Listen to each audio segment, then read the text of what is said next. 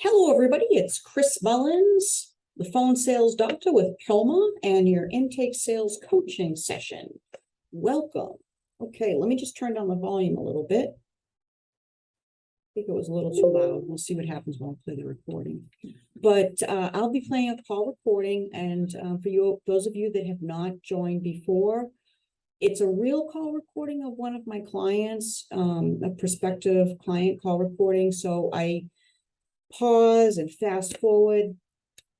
I have time markers written so that I know where to pause and where to fast forward because I don't want to identify the firm. So that's why it might sound a little funny, but you'll get the gist of the call. And then in addition to that, I have a particular topic that I want to talk to you about, but we'll start with this call recording. And if you see me looking down, I'm looking at my notes. Okay. All right. And for those of you that have the 5-step relationship sales conversion script, you should have that out with you.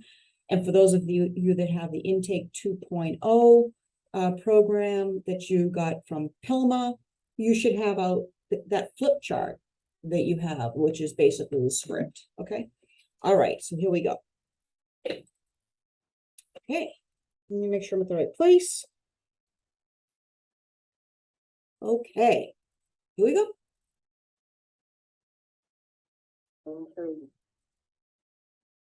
Her left. Okay, so I'm not playing the beginning of it because of the law firm name and all of that. But I will say that this firm did an exceptional job with step number 1. The welcome was really, really great. In fact, their reception, they had their first responder, which was the receptionist. So cool, they still have a receptionist. Hint, hint to everybody. No more press 1, 2, 3, 4. The world is demanding that you have live people. Okay. So step number 1, the receptionist did the portion of the welcome, and then they did a trust transfer. And then what I liked was the intake specialist, when they got the call, they did the welcome. And I didn't just like it because it sounds great or because it's what I teach. It's because they did it. And what I mean by that is sometimes, when you're teaching something, some students might push back, some for legitimate reasons that they just don't understand and they need to learn more, and some just because they're not really open to change. And that would be something that would be a pushback for some, meaning, Chris, why do we have to say it twice? It wasn't with this firm. So that was really great, and it sounded wonderful. Okay, and then we were doing some contact information. So I'm starting this call recording 2 minutes and 50 seconds into the call for that reason.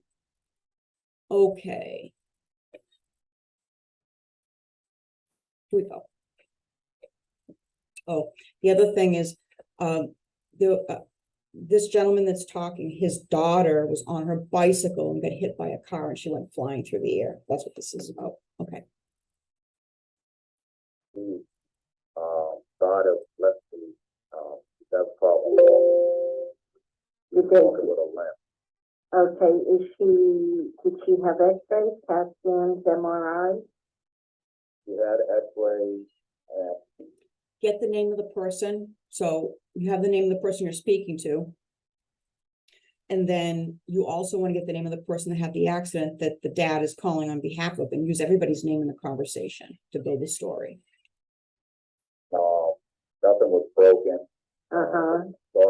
She starts physical therapy next Wednesday. Okay, any other injuries? Or any other cut stitches, broken bones? No, hold on, but you didn't have a cut. This is broken bone. No. Okay, all right. That's excellent. That's wonderful. I'm so glad to hear that. And was she the driver or passenger? She was neither. She was on her bicycle and Aww. the car hit her. What street or route was? The moment you hear about the incident, she's on her bicycle and the car hit her, drop everything, stop everything, and provide empathy as soon as you hear it. Yeah, don't keep going to the process and the protocol of asking your screening questions. Is she on when this happened? Okay, so now I'm gonna fast forward a little bit. Just because of, like I said, the identification of some details. And. Okay, here we go.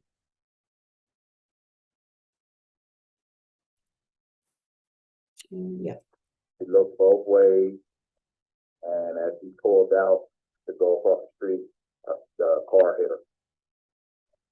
And pretty much she flipped, because she flipped in the air and hit her head. Okay, now, okay, we really need empathy. So going, oh, like that, I get it, I understand it, and I know that's the demonstration here of this intake specialist showing empathy.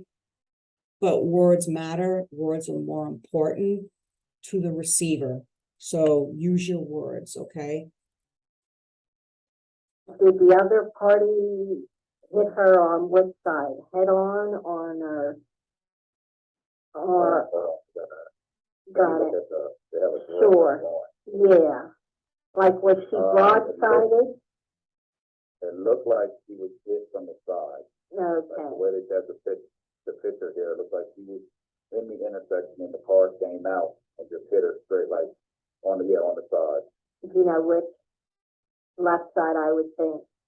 Since her Yeah, well, knee- that's it. Probably, let me ask her, was it the Mhm. car, was it on the left side or did it be this way or this way? So it hit her from the right side, but I guess when it threw her, she had injury to her left. Got it. She maybe landed on that left knee. Yeah. So let the prospective client answer the questions. Don't answer the questions for them. Don't try to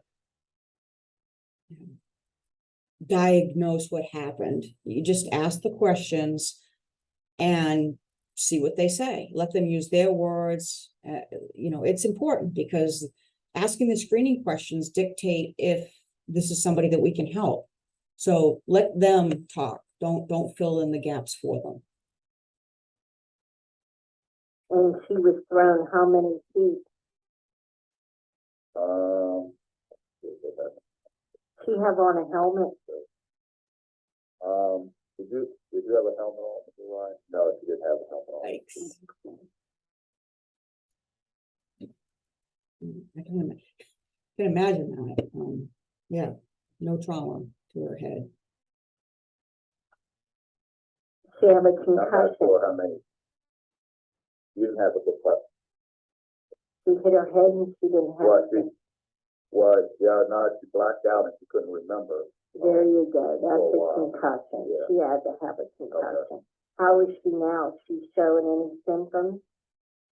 No, she's I asked her about the accident. She still can't remember. She just remembers little details, but she doesn't remember the full Yeah. accident. So That's why she's I said, having short-term memory loss. There you go. Mhm.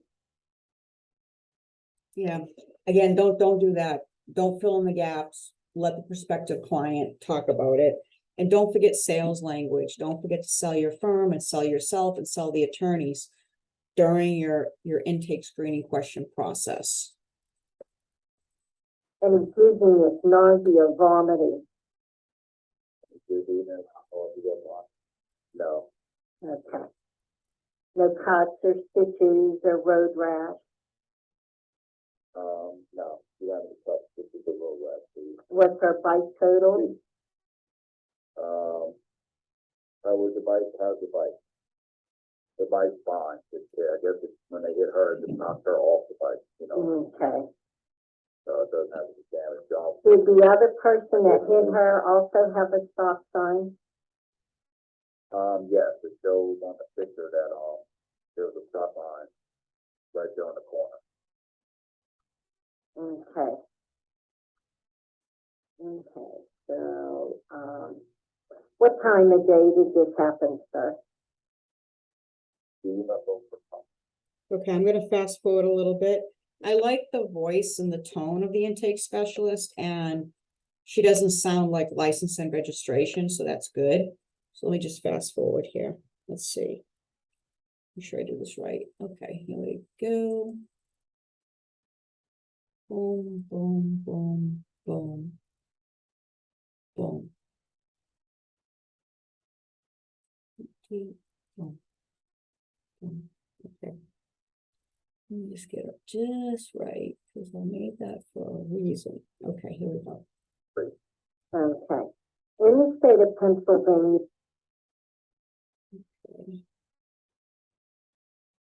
Let's see.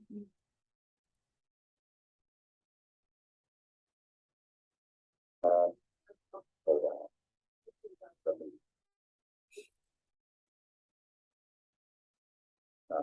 hold on one second. that's fine, you're fine. So you would like, sprinkle in there about dad too. Say his name and how horrible this must have been for you and how scared you must have been. All of that. So you wanna say the name of his daughter that had the accident, say his name, express empathy for the daughter, express concern for dad, that he's gone through this whole experience with his daughter. I mean, just had to be horrifying. I couldn't imagine it. I would be like, I'm already doing it right now while I'm talking to you, but I would be picturing my daughter flying through the air. I'm doing it right now while I'm talking to you, and I have no part of this. I didn't do the intake or anything like that. I'm just listening to it right now. So keep that in mind. You take on the trauma of the different kinds of situations that people are calling you for. Okay, all right. Make sure I get this right. Here we go. Okay. I have two names here. The person that was brought, Okay, and fast forward a little bit more. I guess I didn't do that time marker correct. And just hold on to that. Who are you insured with, Walter? what one?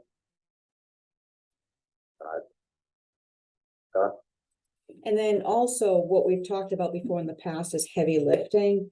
You should have a list of the different, the different types of heavy lifting that your firm does for a prospective client. What is it? And then you should be reciting the heavy lifting script to the person that you're speaking to, so that they see that, wow, you're going to do all this for us, and all you're asking me to do is this, which is get better, get healthy, listen to the doctors, go to the doctors. Then that's amazing, right? But people have no idea what you really do behind the scenes. You don't want to say things like, we're going to do so much for you, or we'll handle everything. That doesn't say anything. So talk about the heavy lifting. Okay. Yeah, USAA. Okay. Okay. And let me see. Here we go. I have to keep looking at the time marker. So far, this intake specialist did step 1, did step 2, asking permission to ask questions, but you didn't hear it because I couldn't play it. And so now the next step that we would be doing is step number 3, based on what you said. That's fine. Yeah. It's in Millersville, I know that. That's fine. I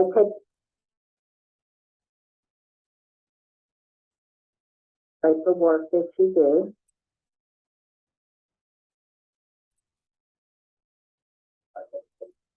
Okay, she's dietary aid. It's the kind of work that she does.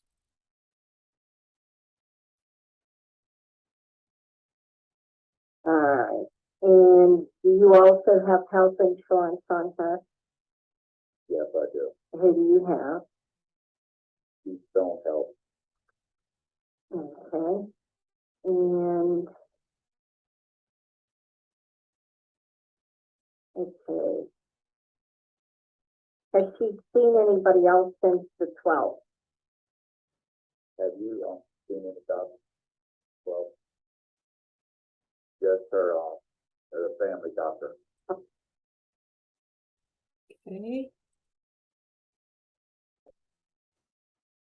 Did she see him?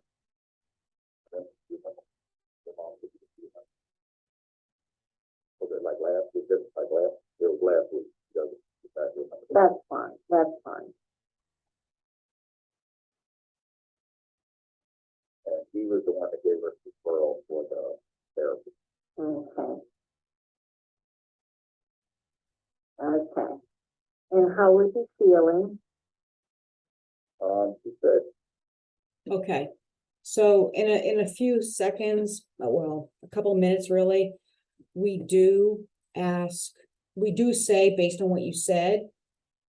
And then the intake specialist goes to an attorney to find out if the firm can help. So we did step number 1, we did number 2, we did number 3, but we didn't do number 4 or number 5. So number 4 is the confirm step, which is confirming and validating all contact information. And then number 5 is the execute step. And if you look at your intake 2.0 program with PILMA, the scripting is similar. I know from the beginning you have the 5 steps, and then those of you that have fortunate enough to have the PILMA 2.0, you've got that too. But I think you can put you can see how you can put the whole package together. But the step number 5 is important because it's the big red bow at the end. It's the red carpet for the real Ritz-Carlton of law firms. And that's the way you want to look at it. You know, you made the right decision giving ABC law firm a call today. You're not alone, and you don't have to look any further. That's what you're leaving them with in their mind. So just don't forget that. The other thing that I want to mention is, as a reminder, is don't forget that the prospective client that you're speaking to is taking on the trauma, meaning like they've already been traumatized, but now they're taking it on again during their consultation with you, because you're asking them questions and you need detailed answers to the questions, which is forcing them to, you know, talk about it again. Therefore, they're reliving it. Therefore, they're seeing it all over again.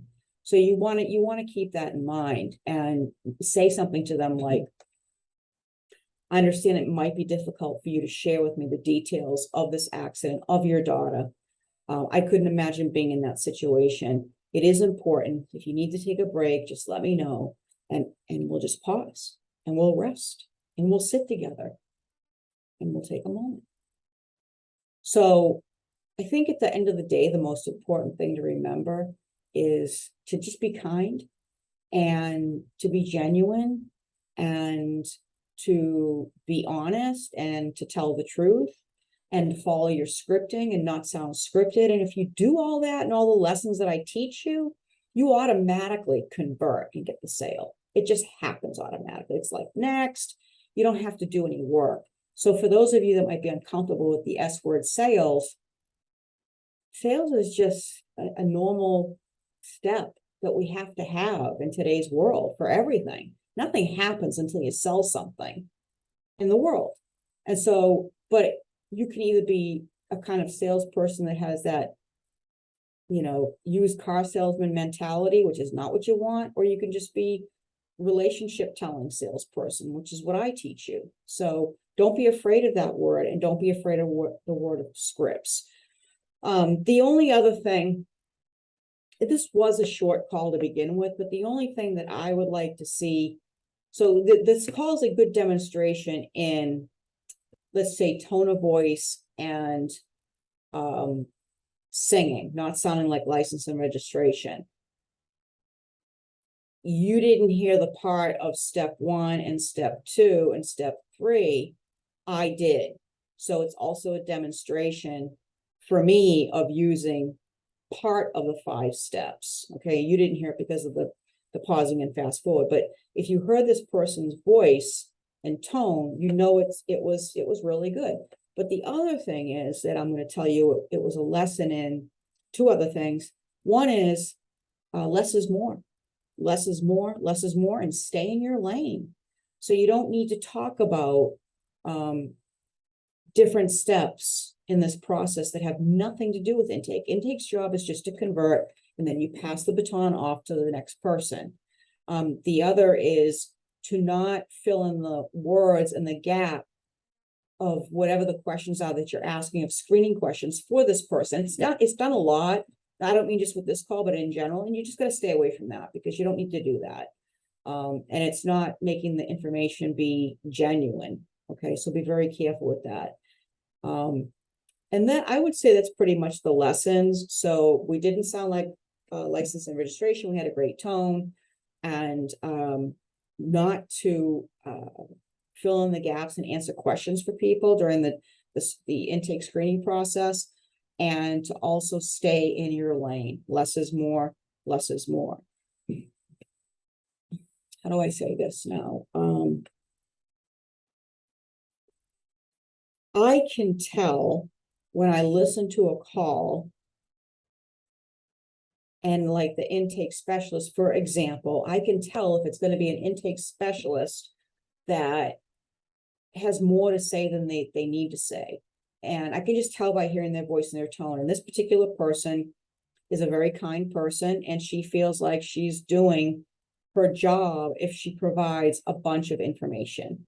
So that particular kind of team member is great in many situations, but in this situation, we have to work on cutting it back and not getting involved in that. Okay, so with that, I am going to talk to you about a couple things. All right. I'm going to talk a little bit about a couple of different things, and I'm going to give you an exercise to do.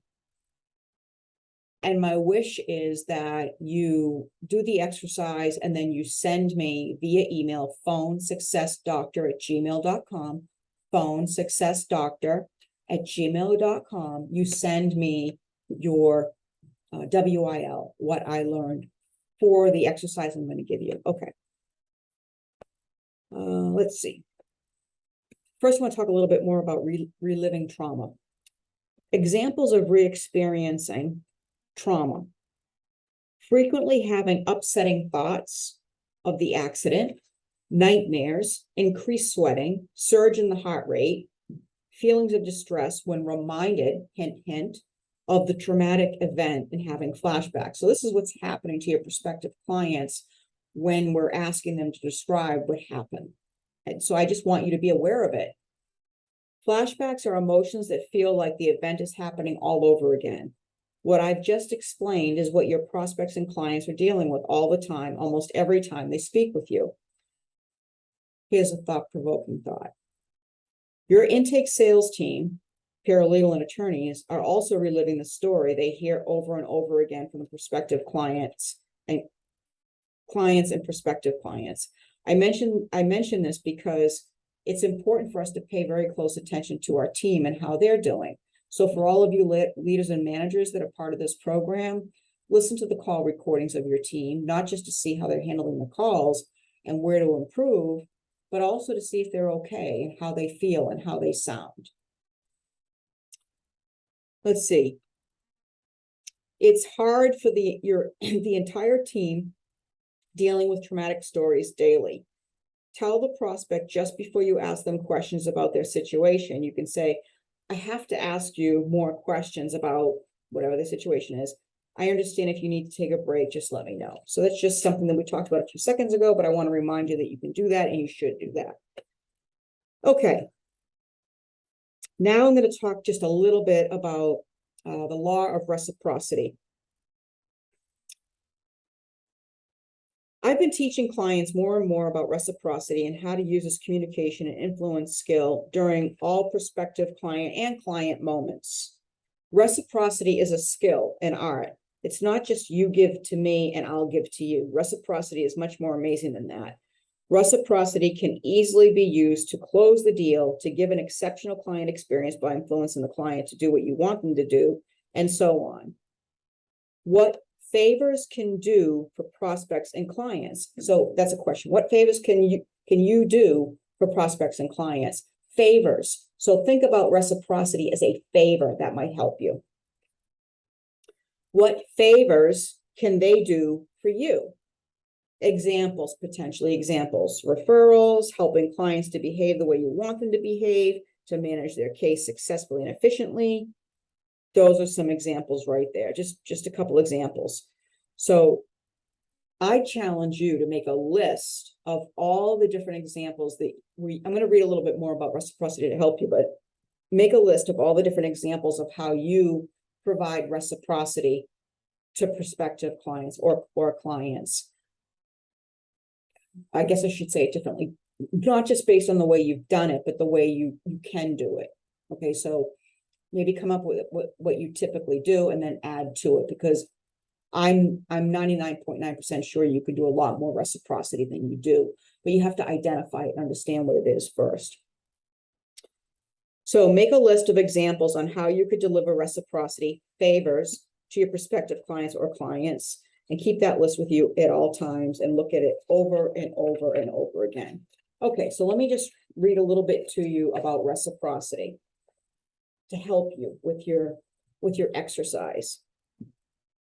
Why should it be that one first small favor stimulates larger return favors? Because of the feelings of obligation, beholden, indebtedness. This weighs heavy on us. The larger favor is to relieve ourselves of psychological burden. The reciprocity rule is to get someone to comply with a request.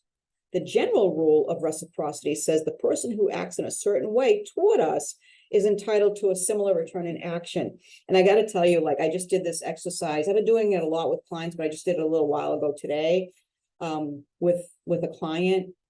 It's such a cool exercise. I don't want to give it away, but there's so much that it's important for you to understand reciprocity because you do it. And if you don't do it as much as if you don't do it that much, you should be doing it a lot. And so the more you understand it and you get into it, the cooler it is, the more fun it is, but the more you realize how to do it and why to do it. Okay. All right, let's see what else we have here. Okay. Suppose you want me to agree to a certain request. You offer a bigger request first, one that I'll most likely turn down. Okay. Then, after I refuse it, you make a smaller request, one that you wanted all along. Okay. There's so many different ways that you can use what I just said. And that's what I'm challenging you to do, is make a list of all the different examples and ways that you can deliver reciprocity to your clients and prospective clients. Just listen a little bit closer before you start it. Reciprocity is one of the most influential compliance tactics available. Compliance. We need compliance from our prospects and clients. Okay. A person who feels responsible for the terms of a contract will most likely live up to that contract. Okay. Make your first demand higher than you actually expect to get, but not crazy that it's extreme and unreasonable, because it will fire back and you'll get nothing. That's really, I mean, this is reciprocity and it's for everybody. But I also want to emphasize the negotiators at your firm. This is really important for them to notice. So let me read it again. Make your first demand higher than you actually expect to get, but not so crazy that it's extreme and unreasonable, because it will fire back and you'll get nothing. Okay, to reiterate, the first request is higher than you know you'll get. Okay. Okay, let's see. Now I have a little story. I was reading this earlier and I thought this would be great. A great way to understand reciprocity a little bit more. Oh, and then you could take this story and use it to create your reciprocity list of what you would like to provide to prospective clients and clients. But I'd like you to do it based on this story. Okay. All right, here we go. If a friend invites you to their party, there's an obligation for you to invite them to a future party that you're hosting. If a colleague does you a favor, then you owe them a favor And in the context of a social obligation, people are more likely to say yes to those who they owe. One of the biggest, best demonstrations of the principle of reciprocity comes from a series of studies conducted in restaurants. This is really cool. So the last time you visited a restaurant, there's a good chance that the waiter or waitress will have given you a gift. Probably about the same time that they bring your bill. Perhaps a fortune cookie or a mint. All right, so here we go. So here's the question. Does the giving of a mint have any influence over how much a tip you're going to leave them? So just take a moment. This is not a team question, answer. Just take a moment. Write it down. And then you can share it with each other. Okay, and then you could see who got the right answer. Okay. Most people will say no, but that mint can make a surprising difference. In the study, giving diners a single mint at the end of their meal typically increased tips by around 3%. Okay.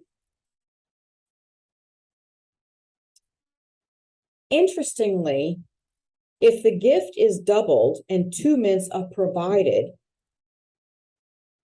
do tips double? Do they increase? Anything? What happens? Question. So if the gift is double, so like 2 mints, do tips double or increase higher than 1 mint or what? Think about it. Think about it now. Is it a thinking kind of question to solve? Okay. They don't double. They quadruple. A 14% increase in tips. But perhaps the most interesting of all is the fact that if the waiter provides 1 mint, now hold on to your horses, listen to this. If the waiter provides more than 1 mint and starts to walk away from the table, but pauses, turns back, and says, "For you nice people, here's an extra mint." What happens to tips? Okay, what happens? Go ahead. Think about it, write it down. What happens? Stays the same, increases, what percent, so on and so forth. What happens? Let me just read it again. The most interesting of all is the fact that if the waiter provides 1 mint, starts to walk away from the table, but pauses, turns back and says, "For you nice people, here's an extra mint." Tips go through the roof. A 23% increase, influenced not by what was given, but by what? By what? Talk amongst yourselves or just do it yourself, but by what? Influenced not by what was given, but how it was given. Why is that? Why is that? There's another question for you. Answer the question, write it down. Why is that? Why would that happen?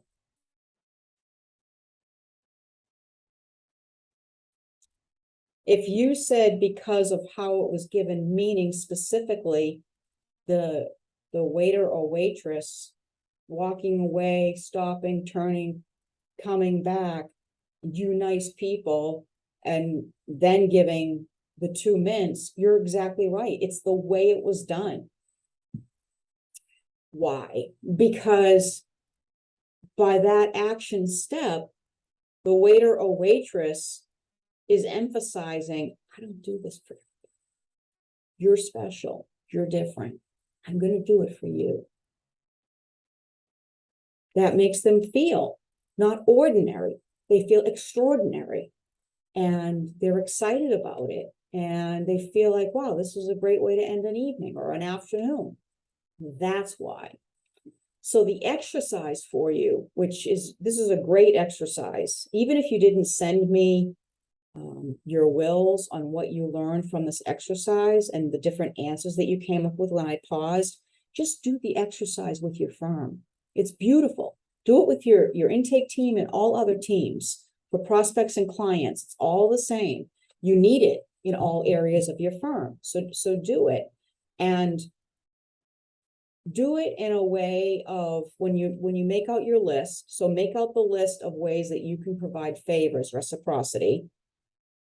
Make out another list of the way you feel like the client or prospect can provide reciprocity to you or favors to you, because it is a relationship, so it is give and take. I mean, you can provide reciprocity to get them to do something that you want them to do, whatever it is, sign the retainer, whatever it is. But you can also do reciprocity to influence. So you can do reciprocity, there's a little brain twister. You can do reciprocity to get them to do what you need them to do and what you want them to do, okay?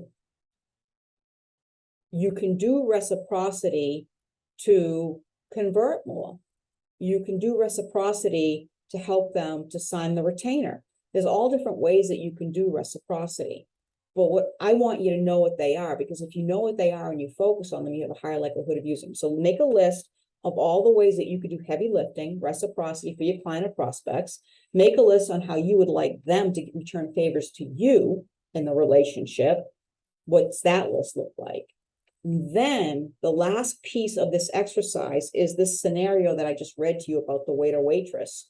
I want you to think about this scenario and give one example of how you use reciprocity that's just like this formula, this example that I just read to you, but it has to do with what you would do with your prospect and client. Okay, let me see if I can give you an example. I'm toying if I should give you an example or not.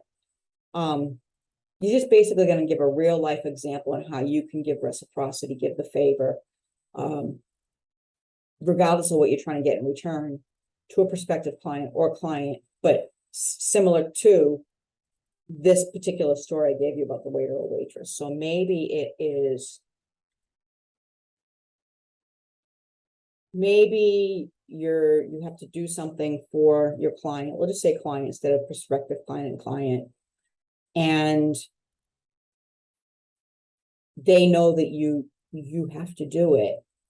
And you tell them that you're going to get it done in 5 days. This is just a mini example, but you get it done in 2 days. That's one small example. I want you to think bigger than that. But the walking away piece would be, first you're like, I'm going to get it done for you in 5 days. So this is something I'm giving you. It's a favor. I'm going to take care of it for you. And then all of a sudden it gets done in 2 days, which is the big surprise, which is like the walking away. But for you and for our relationship, I'll do it in 2 days. You're not saying it. The surprise is it's done in 2 days. And maybe you can call them and tell them, by the way, just want to let you know I got this done a lot quicker. So that's like one small example. If I give you too many examples, I feel like I'm going to be doing the assignment for you, and I don't want to do that. So I would like you to do this assignment, do this exercise. I would love it if you just sent it to me. phonesuccessdoctor@gmail.com. phonesuccessdoctor@gmail.com. Yes, phonesuccessdoctor@gmail.com. You don't have to if you don't want to, but I do want you to do it with your firm, with the leaders of your firm and other team members. Okay. I have one more challenge for you. And toying with the idea. Do I give you this challenge or not? I'm going to give it to you. And you don't have to do it. It's just a challenge. It's an exercise, you know, given to you by Chris Mullins. My challenge is, and I would do this as a firm assignment. Bob Newhart, some of you probably don't know who he is or was, but on YouTube, there's a video done by Bob Newhart video, and it's called Stop It. It's a comedy. So just do a search on YouTube for Bob Newhart, Stop It video, and it'll come up. It's like a 6-minute skit. And it is a comedy. It's different kind of comedy. Somebody made the comment to me the other day, ooh, it must have been a really very different comedy back in those days. So here's your big challenge though, if you do this, and I think it's invaluable, especially if you do it as a team. All these things as a team is much better, but you got to have an open mind, okay? There's a lesson, many lessons, but there's one main lesson in this, which is why it's on YouTube. And it's been there for years and years and years and years. And I've actually gone to conferences, and I think maybe that's how I first came to know it. Somebody had played it, you know, at a conference, and that's where I learned of it. But just be open-minded, okay? Because there's lessons in it. Okay, so let me just read you a little bit of information like instructions for you. I ask you to watch it with an open mind. This is a wonderful lesson for all firm team members from the top down. I've been playing this on a regular basis along with a Seal Fit 20 times documentary video for all my clients, getting mixed emotions from them. If you keep an open mind that lessons do exist in this video, you will find them and you will learn from them. Preparation tip: as you watch, focus on what stories do you tell. As you watch, focus on what stories do you tell yourself regarding your work. Okay. Here's a thought-provoking question. Or questions. What stories do you need to say stop it? Also known as limited beliefs. Two, as an intake sales specialist, attorney, paralegal, negotiator, etc. Ask yourself if this story is benefiting you. Remember that every thought is a story. Decide which stories you'd like to get rid of. What new stories would you like to create? Example stories that don't serve you would be, if the prospects want to be a client, they'll tell me. That's a story that's not true. You don't need to believe it. I don't need to use any sales skills to convert people. People don't like that. That's another story. Clients, prospects don't like to be told what to do. That's another story. My boss doesn't like me. Story. I'm not as fast as I should be on the computer. Story. Clients don't want to be told what to do. Story, story, story. I don't ask for help because everyone thinks I'm not smart. Story. No one likes me because I work at a law firm. Story. I'll never go anywhere working at this law firm. Story. Fear of failure. Story. Fear of embarrassment. Story. Being negative. Story. Not trusting others. Story. So you might need to listen to this over again and watch it to understand what I'm talking about. But once you start to watch the video, Stop It with Bob Newhart on YouTube, what I just read to you will make more sense, okay?